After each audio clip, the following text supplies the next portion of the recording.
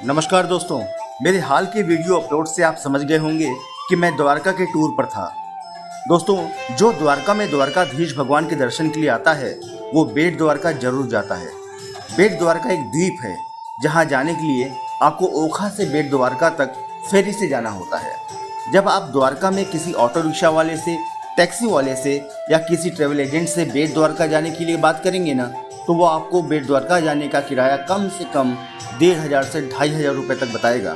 मगर सच ये है कि बेट द्वारका तक रोड सर्विस है ही नहीं। आप रोड से सिर्फ ओखा तक जा सकते हैं और फिर ओखा से बेट द्वारका तक आपको समुद्र के रास्ते जाना पड़ेगा। दोस्तों, इस वीडियो में मैं आपको द्वारका से बेट द्वारका की यात्रा भी कराऊंगा। आपको ये भी बताऊंगा कि मैंने कम खर्चे में ये यात्रा कैसे की। तो चलिए दोस्तों, शुरू करते हैं।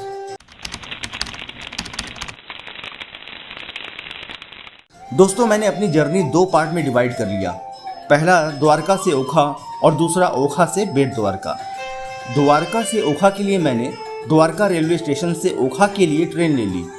हम सब कुल मिला के एक बच्चा और 3 वयस्क थे। आप देख सकते हैं कि हमारा सबका सेकंड सीटिंग के टिकट का खर्च सिर्फ 152 रुपये 70 पैसा है। मैं जर्नी का सारा खर्च जोड़ते चलूँगा।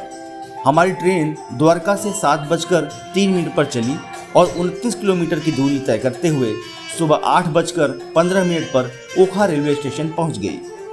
ओखा रेलवे स्टेशन इस रूट का टर्मिनल रेलवे स्टेशन है, यानी इस स्टेशन के आगे रेलवे ट्रैक नहीं है क्योंकि आगे समंदर है।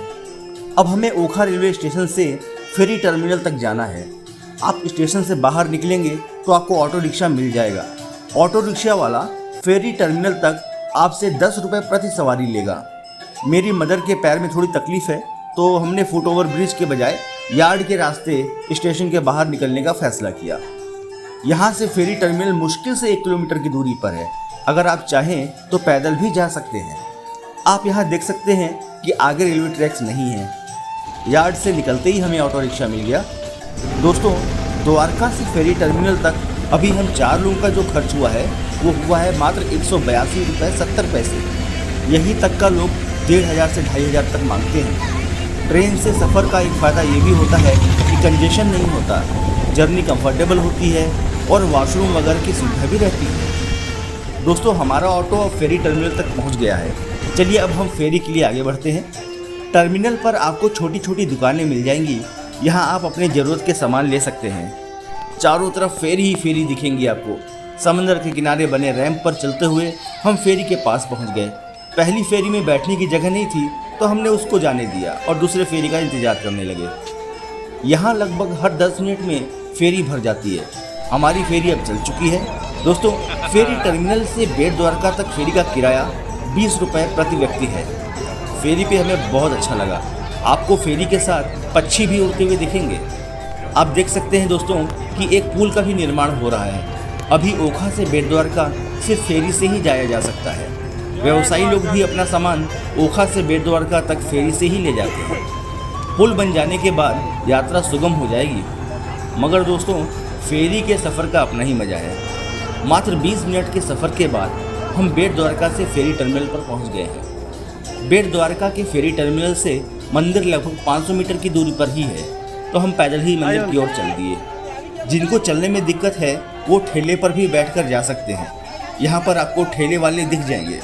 दोस्तों, मंदिर के अंदर मोबाइल अलाउ नहीं है, तो आपको अपना मोबाइल और जूते चप्पल यहाँ बने काउंटर पर जमा कराना पड़ेगा।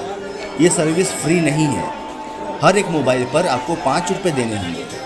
दोस्तों, मंदिर में मैं वीडियो रिकॉर्ड नहीं कर पाऊँगा, इसलिए आपको मैं यहाँ मंदिर का एंट्री गेट दिखा देता हूँ। बेट द्वारका में आपको मुफ्त भोजन की भी व्यवस्था मिलेगी। दोस्तों, बेट द्वारकाधीश के दर्शन के बाद हम पास ही बने ऑटो स्टैंड की ओर बढ़ गए, क्योंकि हमारी अगली मंजिल थी मकर ध्वज हनुमान मंदिर। बेट द्वारकाधीश से हनुमान मंदिर लगभग 5 किलोमीटर की दूरी पर है। ऑटो वाले हनुमान मंदिर आने जाने का एक आदमी का 40 रुपये लेते हैं। बेट द्वारका की गलियों में आपको लोग शोभा यात्रा निकालते दिख जाएंगे।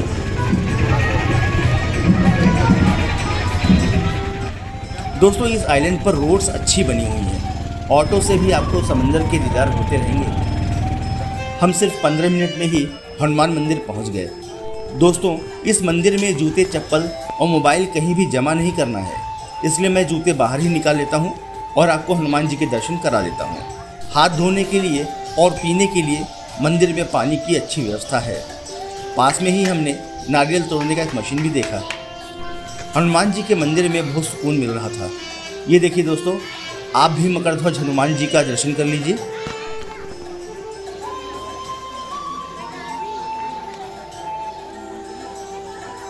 दोस्तों, हनुमान जी के दर्शन के बाद हम उसी ऑटो से वापस बेट द्वारकाधीश मंदिर के पास आ गए और वहाँ से बेट द्वारका फेरी टर्मिनल की ओर बढ़ गए।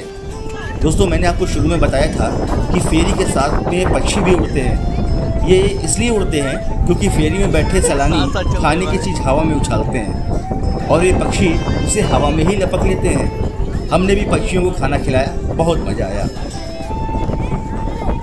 ये कैच किया इसने। थोड़ी देर में हम ओखा फेरी टर्मिनल पहुंच गए। वहां से ऑटो लेकर ओखा रेलवे स्टेशन आ गए हम अपनी द्वारका तक की रेल यात्रा के लिए। दोस्तों, अगर हम फेरी और बेट द्वारका में ऑटो के किराए को निकाल दें तो हमारा ओखा फेरी टर्मिनल से ओखा रेलवे स्टेशन तक का किराया 30 रुपये और ओखा रेलवे स्टेशन से द्वारका रेलवे स्टेशन का ट्रेन का किराया 152 रुपये 70 पैसे हुए। यानी द्वारका रेलवे स्टेशन से ओखा फेरी टर्मिनल तक आने जाने का हम 3 लोगों का कुल किराया खर्च हुआ मात्र 365 रुपये 40 पैसे, जिसमें मैं बच्चे का किराया नहीं ऐड कर रहा क्योंकि उसका न तो ट्रेन में किराया लगा और न ही ऑटो में और न ही फेरी पे। आप मेरी तरह सफ़र कीजिएगा तो आपका काफ़ी बचत होगा। दोस्तों, आशा है कि आपको मेरी इस वीडियो से ज़रूर मदद मिलेगी। कमेंट करके बताइएगा और चैनल को सब्सक्राइब करना मत भूलिएगा। मिलते हैं आपको अगले वीडियो में। तब तक के लिए जय श्री कृष्ण, हर हर महादेव।